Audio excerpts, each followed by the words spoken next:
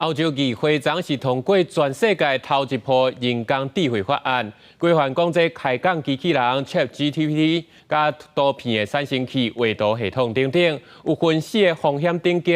其中纳入的高度风险犯法特别警告，按算2026年会全面实施。Vote is closed and it is adopted. Congratulations on this seminal work.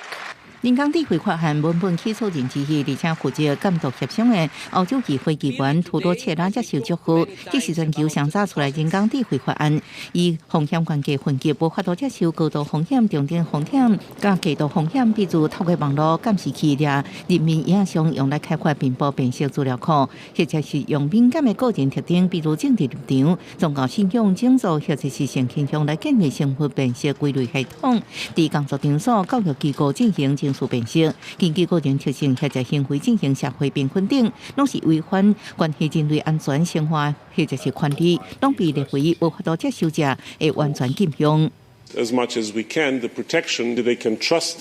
the uptake of technology in our lives in a way that does not harm our human interests. 法案通过进程，有真侪 AI 新创公司，比如德国、法国等在内部分成员国，倾向提出自我控管的机制，来避免 AI 技术发展受阻碍。比如可能和美国、中国等竞争者超过，另外有部分 AI 技术支持者也已经开始站责，避免假信息散布。Google 12就宣布，会控管旗下上主称开讲机器人牵涉选举提问的类型会被限制，也伫美国甲印度境内会先采取行动。公司新闻黄文玲编译。